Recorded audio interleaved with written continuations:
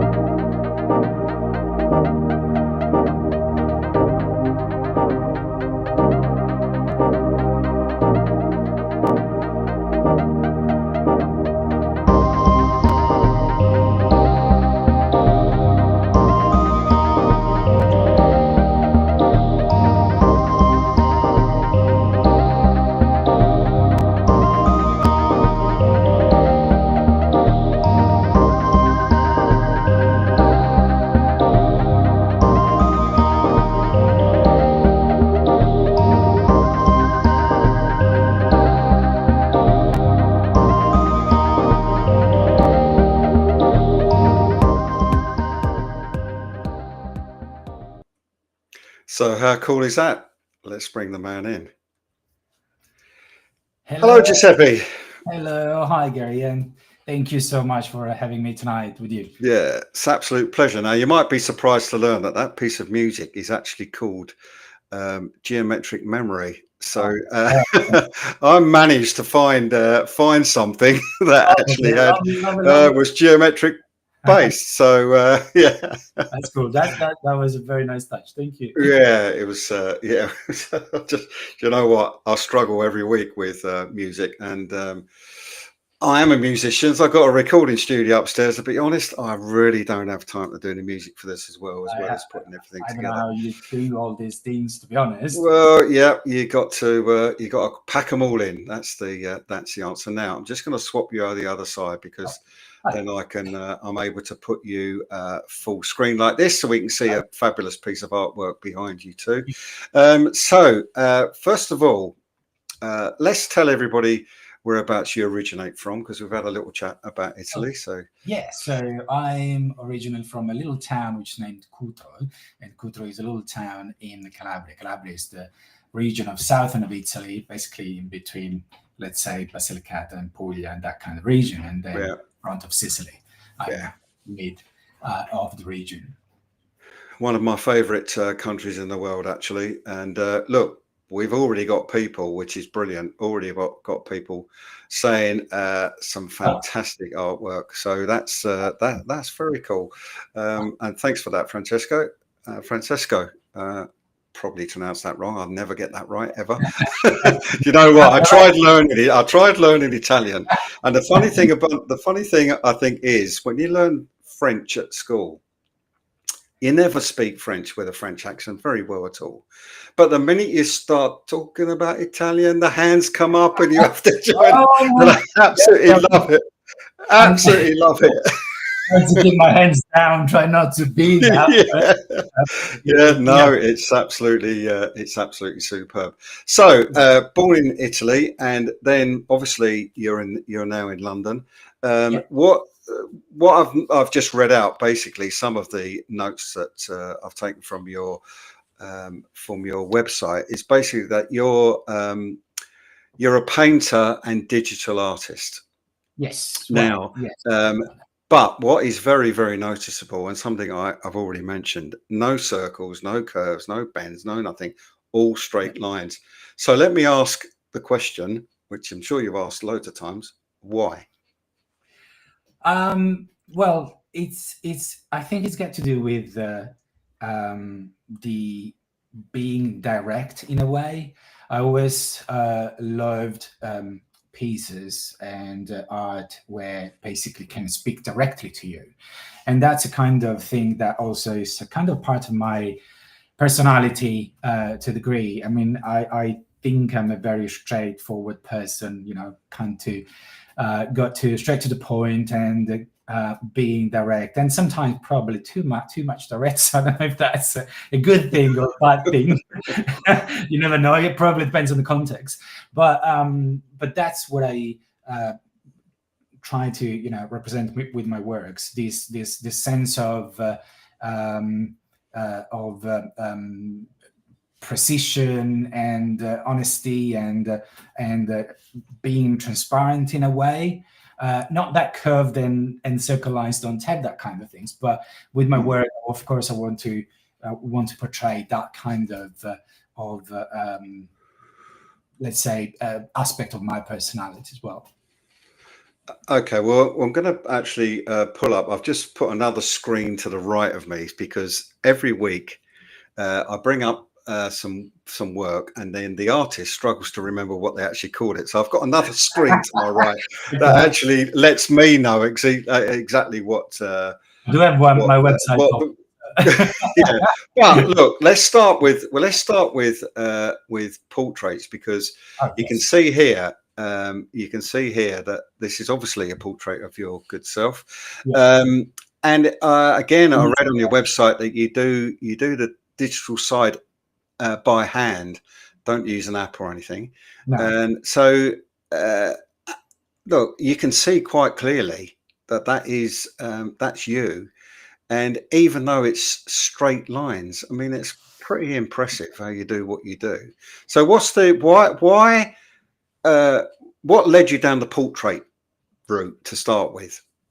So this was actually I started this kind of works. It was probably 5 years ago, during lockdown, and I started with this portrait of myself because I was working on this picture, and I started to imagine how basically would a photo of a subject look like when you draw the lines over the details of the face in this case, but you do not stop and you continue the lines from one point to the other. So how would that look like? And therefore, I was playing with this picture of me, and then this came out, and I said, oh, okay, this looks kind of cool. So then I started to work more and more on this kind of subjects and this kind of concept and technique. And these specific works basically were part of my, let's say, digital portfolio. So these are the only things that, for now at least, are born and stay in the digital world more than on actual paintings. Right. So I just find it really interesting that you can actually manage to portray that. We've got, I think my next one is also, two other portraits. But I mean, it's quite remarkable. So there is a interview that I've done with Janet Cawthorne. Now, Janet was just round the corner from you in Flux. The big faces that were on the wall. Had a whole big conversation with her on my interview. That she took a mask, piece of plastic that a mask came in. So she took the plastic that was vacuum formed around it. She filled it with blue water, basically, and put it in the freezer, and then photographed it so that she could get to the point where it was no longer recognizable as a face. Now, you're not just creating a face here, you're creating a portrait that is recognizable as the person of the portrait, which is, in my view, is really, really difficult to do, given that you're only using straight lines. I mean, even if we look at the nose, even that made up of little straight lines. I mean, it's flipping brilliant. I love it. Thank you. Well, I mean, if you think about, I mean, you could section a circle in so many very little segments that at the end of it, can still give you the idea of a circle line, of a circle shape, and yet not using a full circle line. So the idea behind this concept, and also, it's a kind of straight line that goes through all works, is actually these, trying to represent whatever I see, of course, whatever I have in front of me, by sectioning the features of the subjects that I'm representing at that time. Yeah, but even the shape of the eyes, I mean, considering again it's done with a straight line, they do look exactly like the portrait person's eye, and that's a difficult thing. Eyes are an interesting subject because, eyes sell pictures. Eyes do an awful lot for a picture, and to get the eye right, I mean, there's plenty of people that wouldn't even come close to getting this correct. So yeah, well done. It's really, really good. Now, I've got a feeling that we might have half of Italy watching tonight, because there's a load of people in the chat, and welcome to everybody. But we've got look, I'm going to bring some of the comments up here. So we've got one thing that you probably would know is that, especially in the south of Italy, we have big families. So, yeah. Well, and also someone's. I'm going to put you back to just full screen for a second, and get you to just stand up a little bit, because someone's actually put nice jumper. So that's your artwork is actually on your sweatshirt top. That's superb. Yeah. Nice one. Brilliant. So look, let's jump back to where we were and move on a little bit. So flamingos, and again, straight lines, but easily recognizable. You got two. You got these flamingos, and you got these ones as well. But I think there isn't anybody that wouldn't look at that and realize that that is flamingo. So it's interesting how I often go on about titles of work, and that is quite important. I think that titles are actually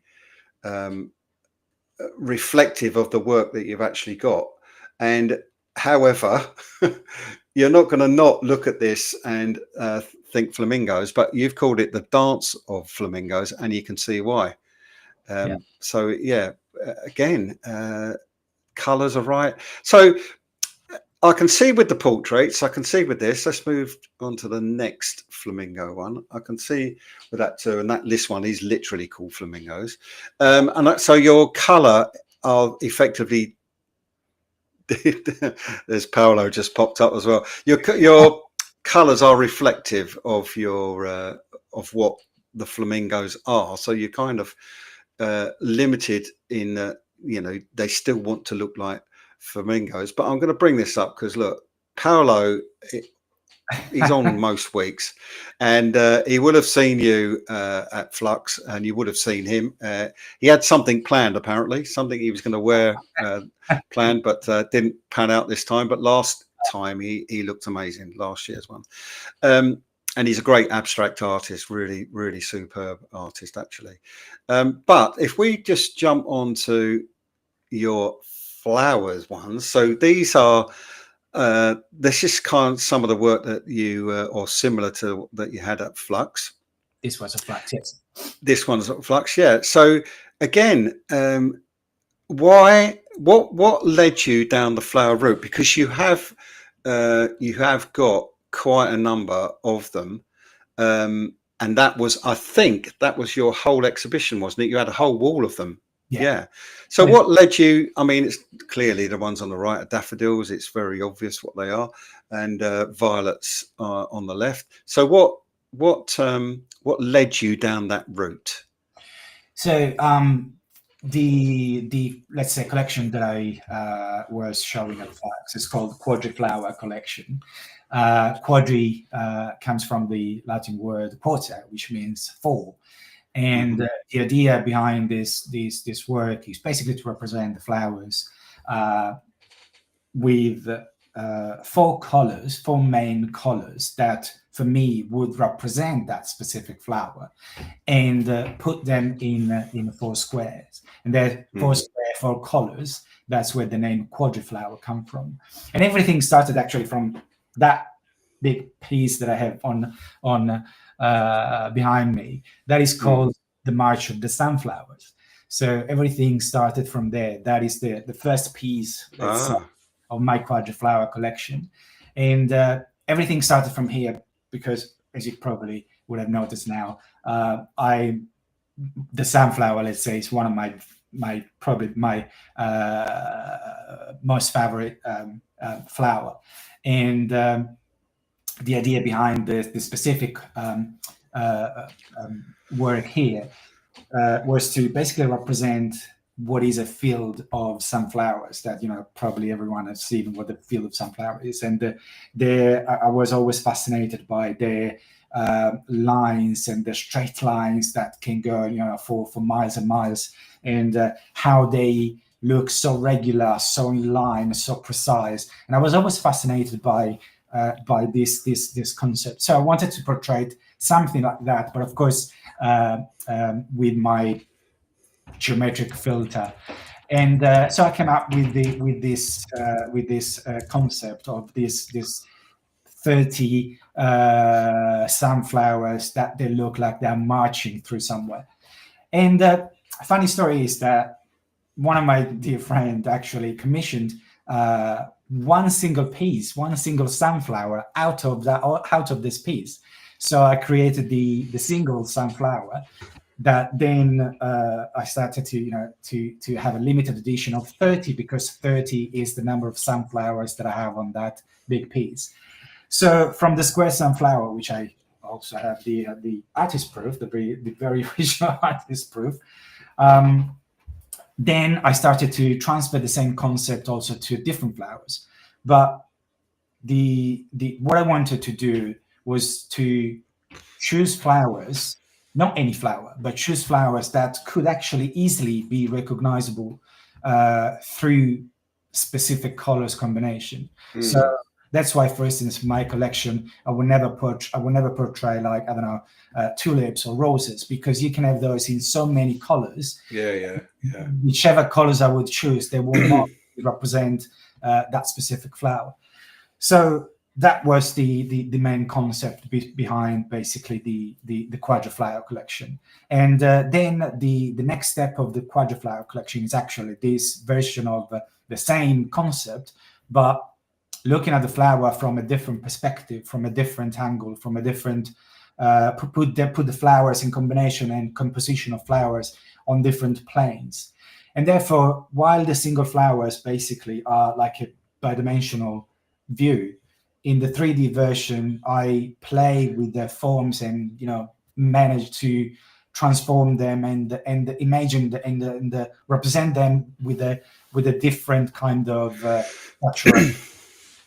So you've and talking of that, I mean, it looks like that's what you've done here. You've or it seems, listening to you just there, what you've done is combined them but created a scene from them, unless I've got that completely wrong.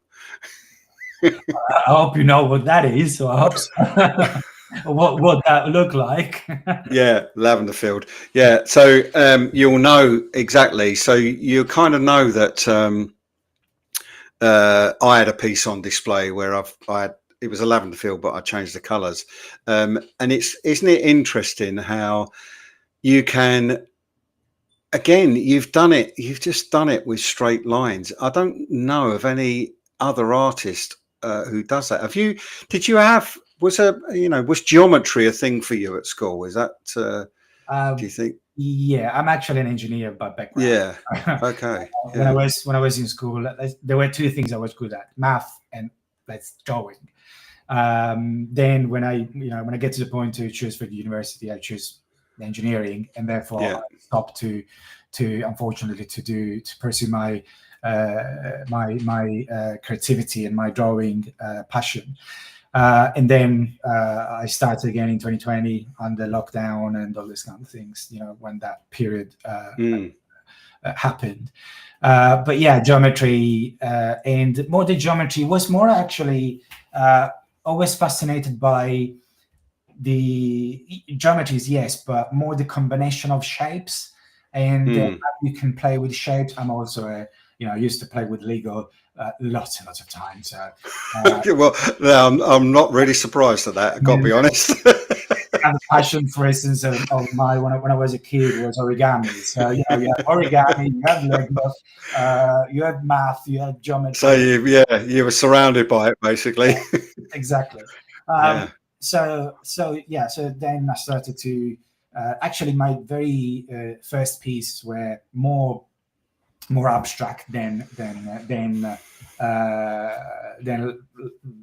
what basically I'm representing now. So I started from very abstract pieces, but then I wanted to actually move to works that could represent what I actually see every day, not every day maybe, but what I actually see, what I actually happen to observe, and therefore transforming what I see and giving an interpretation and my own interpretation of what I actually want to portray, want to show with my pieces. And therefore, right now, I moved more towards these pieces that this is, for instance, is a landscape, and that they have a more recognizable subject, but still like a memory of it. Well, we've got a question here, which basically saying as engineering influenced in some way your perspective in representation. I think that's what that is saying. And so, because of your engineering background, is that really what has led you much more down this route? And but does it also make you a little bit almost obsessive about getting everything right and exactly how you want it to be? Yeah, I thought it might. I to be honest, I'm kind of jealous of lots of many talented artists that they can do a piece of work in very short time. For me, unfortunately, it doesn't work like that. So for me, it's a kind of suffering process because I have to,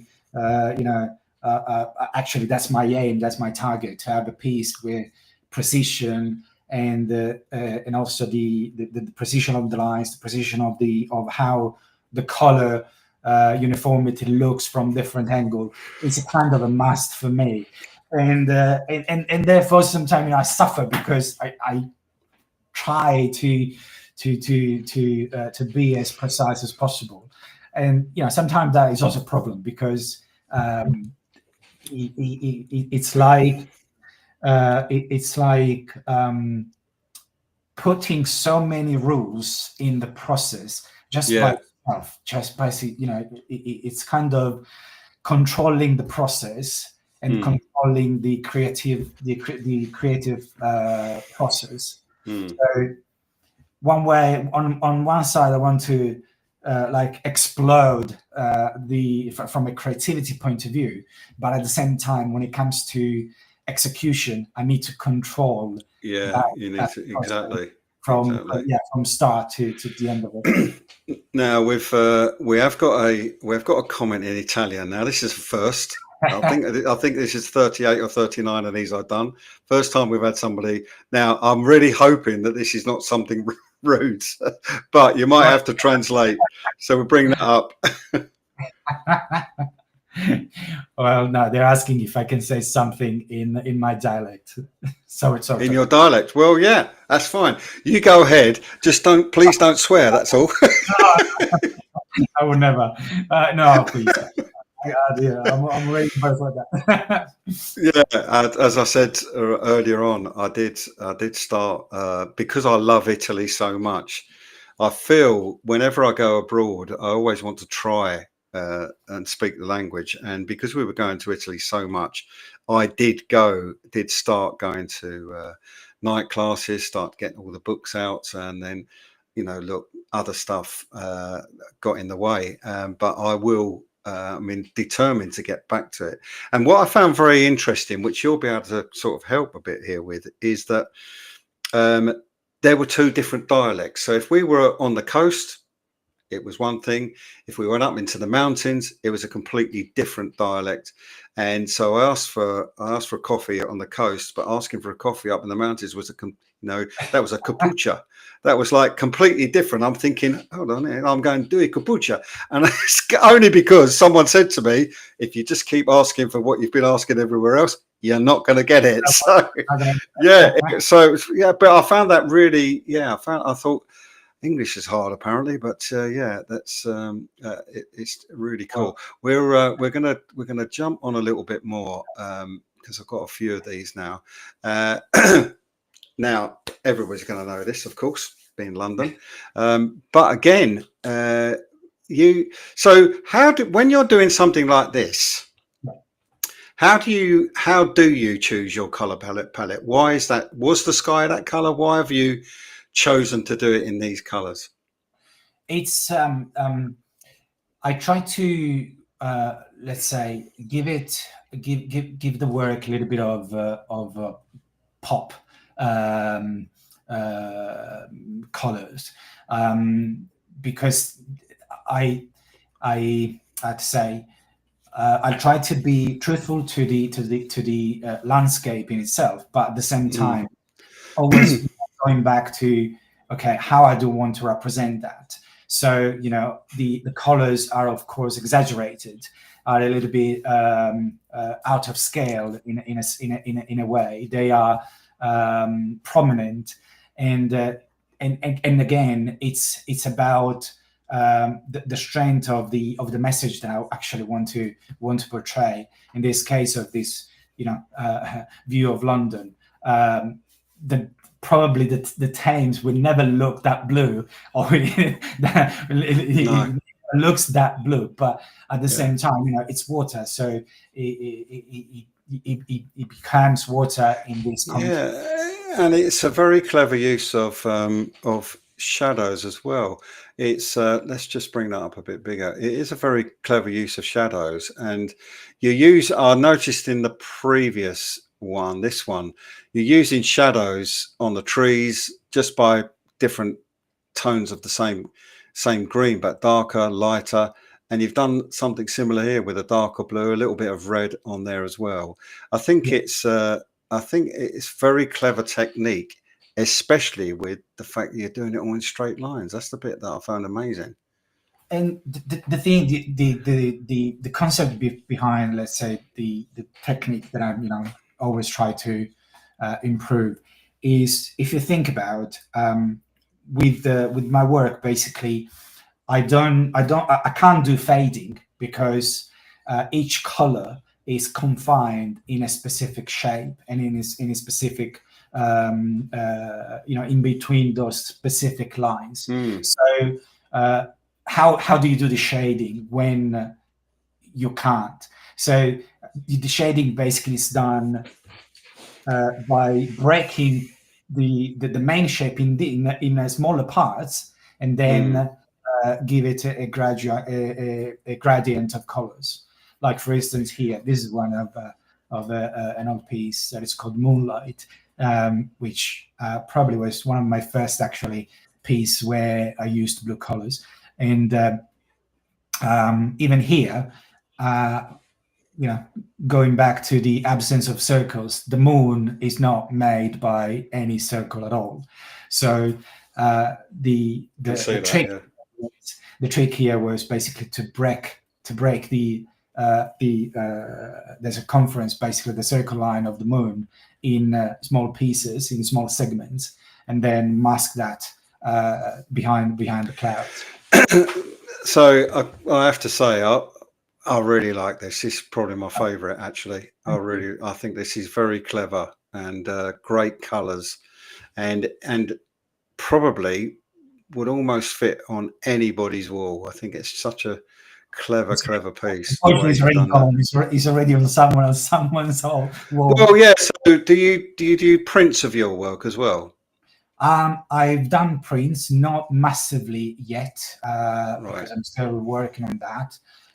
But yeah, I've got some prints. But the good thing basically with works I do is that I start doing the sketch digitally, and that allows me to play with the compositions that I want to do, that I want to show, playing with the colors, and in an easier way. And then once I'm happy with the composition, with the final digital sketch, because digital sketch is always done in proportion to the canvas that then I want to use. The process then is to draw dot by dot, taking the coordinates from the digital work onto the canvas, dot by dot, and then draw the lines, and therefore having basically the drawing of the final piece, and then start masking, of course, and typing, masking and painting, masking, typing, and painting. So that is my full process. And back into prints, basically, because I do have the digital work already, ready. Then of course I can do prints of all of my works, basically. And so you should, because I say this to every artist I interview pretty much. If somebody buys one of your pieces and they've got it on their wall and they have a few people around for dinner, that's one lot of people that are going to see it. But if you've got your prints out there and everybody that's got one who could afford a print but can't afford your actual original, they're going to have people around for dinner, and that means so many more people see your work and your name goes out there. So really quite important. I did just put this up, so anybody watching, look, this is Giuseppe's website, so geometric.com, and he is at Geometric on Instagram as well, so give him a follow. And anybody watching will see, look, this is ours. So Flux Review on as well, and Art Imaginarium is me on Instagram. So well, this is pretty this is really interesting. So we got here we go, we got another question, which is, do you make other things from your art apart from sweaters? So somebody's asking whether you is there anything else that you do? Yeah, I'm actually working at the moment on trying to transferred the concept of the quadriflowers also on homeware and soft furniture like now if I didn't, now I would say that Peter Curtis knows this because he's actually asked exactly that question. So well done. Dear, that's very funny. But look, I think I've got 4 more to look at. So again, we're going into something different now because we're heading down the building route now, which and I can understand that. You know, I'm a technical artist, and I've always had a lot of time and been a follower of technical artists. So you know, and people in particular, people like Leonardo, people like the Italian artist with all the straight lines has gone straight out of my head as I said it. Not Caravaggio, it's architectural artist he was, but it'll come to me before the end probably. But that kind of art is really, really clever. And of course, with you now, this is a similar sort of thing in that you very cleverly used a different shades to create the depth. And but the question I would have is why is the sky orange? It's just because I like the combination of colors with the brown. Yeah, good answer. Good answer. And it is. So you're not conforming to what people would think, oh, well, shouldn't that be a blue sky or grey sky? You're doing what you want to do. And that is what makes an artist, in my opinion. So now this one, gonna have to look this one up, is called From Disco to Disco. Yeah. So, okay, let's have a bit of an explanation then. So this is actually a nice piece that I really like. And I don't know if you can see it, but it portrays a woman with 70s, I don't know how to say in English. Flares. Yeah, exactly. Yeah, flares. Dancing under discotheque lights. It's called this from disco to disco. And this came just, to me, one day I was thinking about the 70s vibes, which I wasn't born yet, but I did like that kind of 70s vibes. And looking at all the pictures and videos of how people used to dance back then. Saturday Night Fever, come on. Yeah, correct. It just made me feel really old. Thank you very much. You carry on. I'm not saying that. I'm not saying that. Come on. And so this basically is the profile of this woman with her one of her leg up, where the central piece, whether you consider that kind of star where all the lines cross together, basically is her knee, and she has one arm up, the other one is on her hip, and she's just probably enjoying her time and just enjoying the disco lights. And cool. was this song that was called From Disco to Disco, and again with these blue and red lights in the video, so that's where it come from. Yeah, very cool. Another building, this one, and I'm going to look this one up. Is somewhere in Soho. So now, obviously, what you've done here as well is you've got the reflection in the windows of a building that's opposite. I think. I might be completely wrong, but that's what it looks like. Well, I take that, but that would be a stretch a little bit. Nice. Thank you. But that's the funny thing. That's the good thing, because the great thing is actually that you look at things and you see what you see, and maybe I see something completely different. That's the beauty of art anyway. Now, this is actually one thing that I really love is taking pictures of buildings, as you might say. So and then specifically in this case, I took a picture of this. It was actually under construction at that time, and is a building in that were there. They were building in Soho, of course. And then I started working on the photo itself, like I've done in the past with my geometric portraits. Basically, starting from the photo and start to draw lines that would define that specific building. But then what I do is, draw the lines on the picture, but then play with the lines, then move the lines, then change the volumes, change the shape, and kind of deconstruct and transform that specific building to give it a different life, a different design, a different concept that, of course, will embrace more my style and my interpretation. Excellent. So last one in the buildings line, which is obviously the lighthouse, but this is the lighthouse in a specific place, which is Margate. Yeah, Margate. I do like lighthouses. Yeah, it's funny, isn't it? I had a thing about street lamps, and I used to, every picture I took, I used to manage that there would be some really very different streets to that lamp somewhere in the picture. And it's a similar thing with lighthouses. If you see a lighthouse, you've got to take a picture of it. Just yeah, I don't know why, but and I've got a couple of images where lighthouses are in it. It's one of those things, I think. I recently was in Australia a couple of months ago, and you can say that kind of lots, many lighthouses around the coast. So I have few things that I really would like to do paintings of, or digital or something. But and in my bag. These days, again, the picture taken, I don't remember when, and then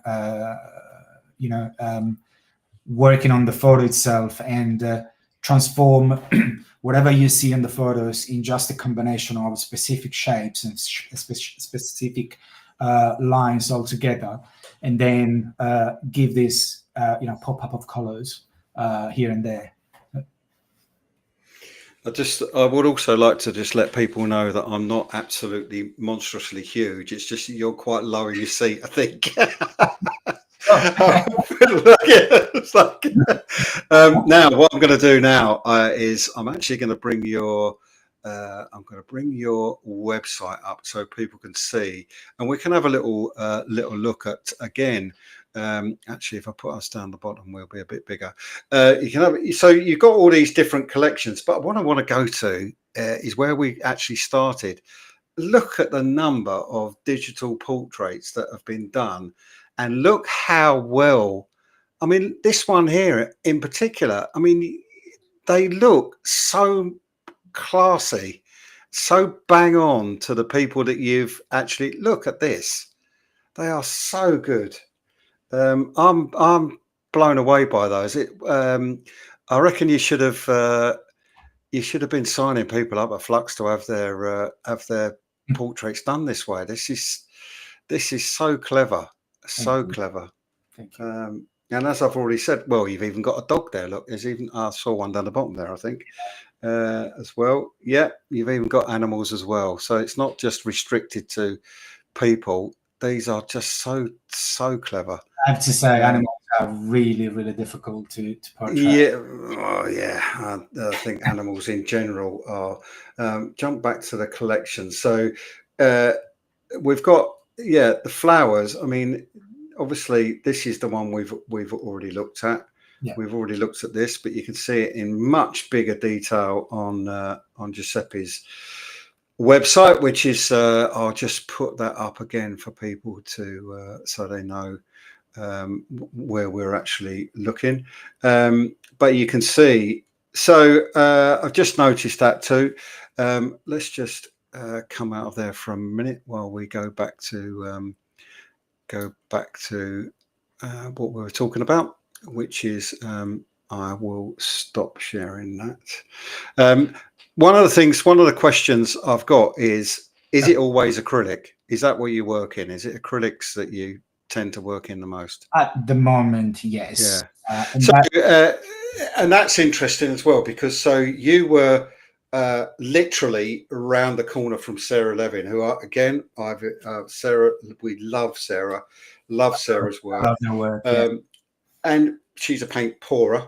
Yeah. But still doing flowers, but in a completely different way. But I felt, which is very clever from Lisa's point of view, to put you in that section, because you really complemented each other, being on that corner. Yeah. In a lot of ways. Lovely lady, Sarah, and she's great artist too. But I'm sure you had quite a bit to talk about, because she was absolutely lovely, and we now person on Instagram. Yeah, it's and that's just the thing about Flux as well, that it's kind of, everybody refers to it as our Flux family, if you like, and it is because everybody is nice. It is. I have to say though that I don't think anybody could possibly imagine just how much work it is putting on an exhibition with that many artists, and even even people that have been doing exhibitions for a long time. It's an awful amount, a lot of work to actually get those things going. And then, but you hung your own work, and to be honest, I'm glad you did a bit, because it was very, of course, precise, everything in the right place. And yeah, go on. I think I have to say that that's not only my credits, because credits go also to my husband. That yes, he was there. Yes, I know that. Do it. And I think what I'm going to do, I'm just going to share the screen again, because this goes really quickly. You got to be quite quick to see what's happening. But I'm going to share the screen, and we're going to go to your Instagram, and I'm just going to click on this, and people can watch, because this is what happened. It's me and my braces there. This is basically, we brought round a whole group of interior designers, and you had to do your little bit in front of them too. But this was crazy time, as you can see. I don't know if that probably keeps playing, because I keep seeing the same ones, but yes. So you can see just how crazy it was. I think this is another one which goes even quicker. But look at the work that's on the wall there of yours. It was absolutely brilliant. Thank you. So, and you had a lot to say to people, which again is one of the things that people need to kind of understand, is that you have to talk. As an artist, you have to talk. So that's quite important, I think, that you actually do that. Right. Well, look, we've only got a few minutes left, really, because I've got the video that I did of the actual event itself. But there is also, I don't know whether you went and had a chat with this lady, who is my guest next week. So this is what she does, which is Natalie Clark. Let's just go full screen there. That's my guest next week. So she's a bit of an underwater artist. So again, which is, I think it's brilliant. Again, somebody I've not had anything like it before. I'm sure at some point I'm going to run out of people, and there will be people doing the same thing, but I haven't found that. And that's, again, is another cracking thing of Flux. So let's talk about what's next for you. What's your next? You got any exhibitions coming up? You're going into, as someone has put, are you doing the whole you've got your jumper, you got your homeware stuff. What's your next thing that you're going to be heading off into? The homeware and soft furniture is something that I really want to translate into a concrete, into a project, because I really feel that the concept of the quadruplower flower, especially the single flowers, can really translate into this concept very well. So that's where, let's say, from a product point of view, and then of course keep on deconstructing buildings. I'm working now on a design of the photos that I took of the Barbican here in London, and potentially also expand the quadriflower collection through the representation of other single flowers, and yeah, I mean, lots of things. It's just, well, it's just, yeah, and quite rightly too, because you know, I'd be really interested to see where you go from here, because I think your work's superb. Now look, there's loads of Italian on the chat, and you're gonna have to help me out here. So here's one of the first ones. Oh, she's my sister. She's your sister, and is she just saying that this is my brother? She said to, well, you know, she does speak English. She doesn't speak English, so of course I will have to translate whatever I said during the interview. Okay, all right. Well, good luck with that. Yeah. and what about? Well, this is quite a long one. Yeah. It's about the concept of the straight line, and yeah. And I'm a good pupil, but yeah, a good student. A good student. A student that field. Who is that? Who is that? Who's left that message there? He is my cousin from Florence. Okay. Yeah. From Florence. I told you I have many relatives. Yeah, another beautiful place, Florence, stunning. I do. I mean, that whole area, but I have to say, probably I've been to Lake Garda the most, but I've done Maggiore. I've done all of the coast. I was in Naples in the summer, and did actually start off in Rome because I was on a cruise. But I started off in Rome, but didn't go to Rome. It's the only place I've not really been.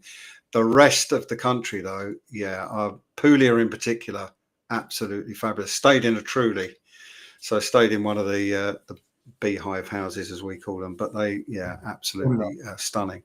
Now, look, I don't want you to rush off.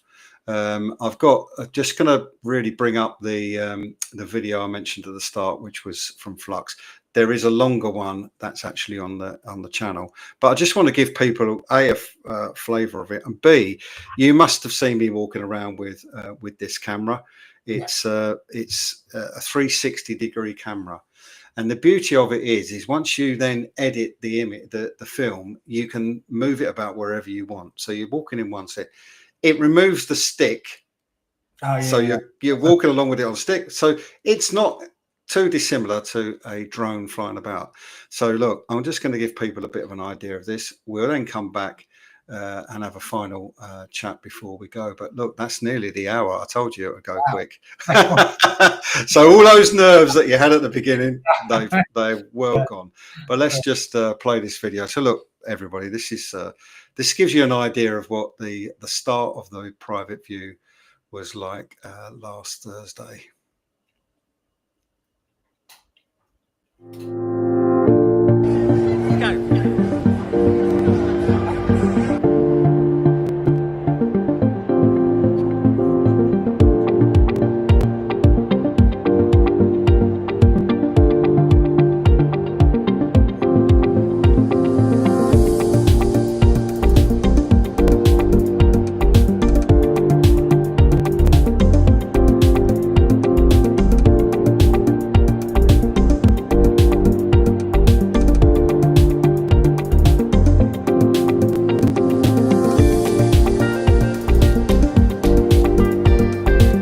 We're just coming around to your work now.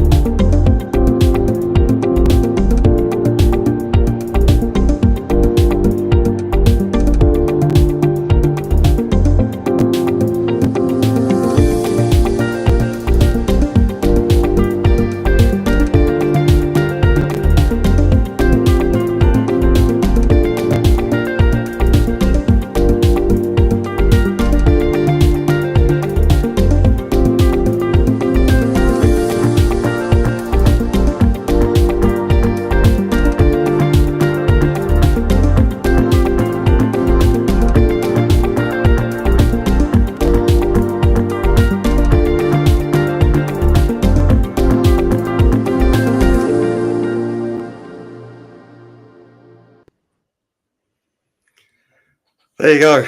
It's really, it was a great event, as we've both already said. There's been quite a reaction to it as well, and a bonkers night, really. Thursday, wasn't it? It was so hot. It was very hot. Think, oh dear, I needed. It. Yeah, it was worth it. I think I got through about 3 liters of water just driving home. It was absolutely mental. So look, that's nearly time up. We've got just a few more minutes. So and one question while I was playing, I was thinking about that, which is you were talking about, you've got these things with your homewares and everything else, and you've got the flowers and you've got your scenes. Is there any other actual subjects that you think, yeah, you know what, I'm gonna start looking at that now as being something that you want to do? I don't know yet, because I don't think I have, let's say, finished with what I'm doing with the kind of concepts and collection that I'm working on.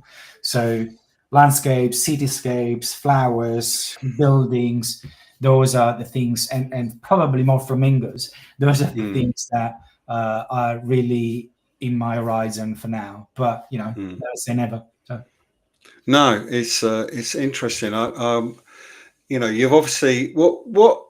So where I should have asked this right at the beginning, but what would have been your very first painting that you did? What was your first subject? Again, that was a painting that I did. The very first one in acrylic paint was this big design that was split on actually 4 canvases, and it was something like it's also on my website under the abstract series, and it's I think 2.4 by 1.8, something like that, and again was just pure abstract. And that was my very first painting that I've done in 2014, I think, way before I started to work more continuously in 2020.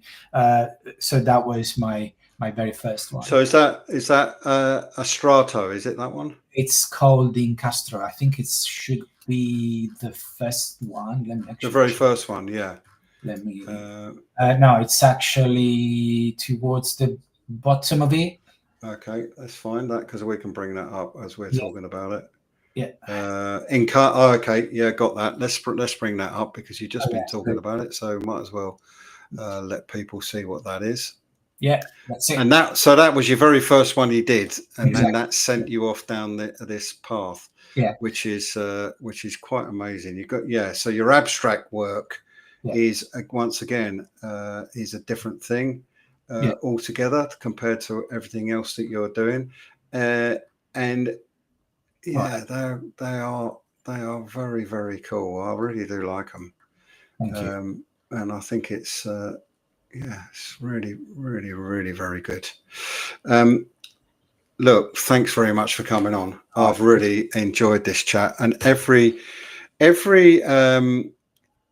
single person that comes on, I learn something. I've learned an awful lot tonight. I hope you people that are watching are the same. You've learned a lot, because it's really quite remarkable how artists work, and how all of you are different.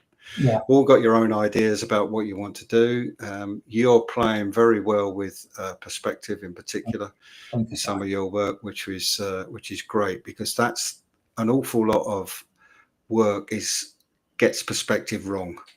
And sometimes you'll look at a piece and you think, no, I should have that reflection you've put in the lake, or that reflection you've put in that body of water needs to be foreshortened, because it's not a direct reflection. It's got to be foreshortened to give you the depth. But people just think, oh, I'll turn it upside down and that'll do. So and well, Alex, thanks very much for your comment. Great interview. Yeah, it was as well. Really, really enjoyed it.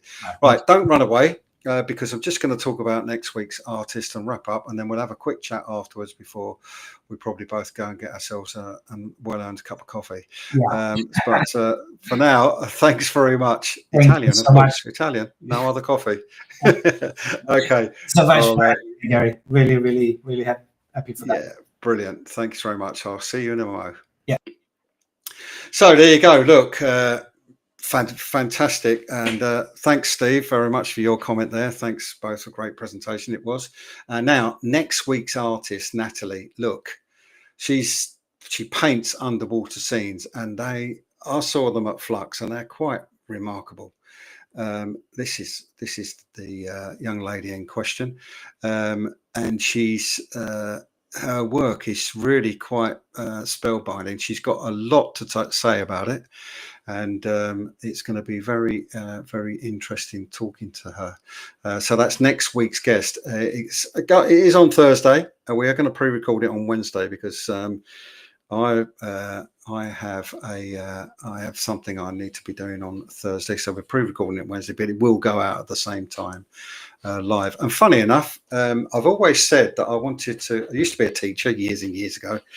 Always said that I wanted to go back into schools and talk about art, because my work covers art, design, technology, engineering, and English. So I'd like to go back into schools to the sixth form and actually talk to them and inspire them to go and do something, not sit playing about with AI.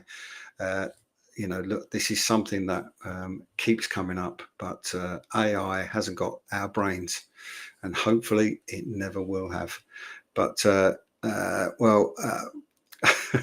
Francesco, unfortunately I cannot answer that, but I will make sure that Giuseppe's watching. Wait a minute, Giuseppe, I'm going to bring you back in because there's been another comment in Italian come up. So what does this one say? He's just trying to be a smart beep. Okay. Let's leave it there. Okay. All right. I'll see you in a mo. Okay. But again, look, thank you everybody for watching. And if you can stretch photographers, Steve, you're on the call you're watching. If you can stretch to, I can't recommend these enough. I know that Glyn Dewis has posted today that DJI are bringing one out as well, but it's an amazing piece of kit, and it really enabled me to do that video. The full length one is actually on the channel, but it did enable me to create that video, and it does look like you're being followed by a drone. I'm looking forward to seeing what I can do with that in the future. But until next week, thank you very much.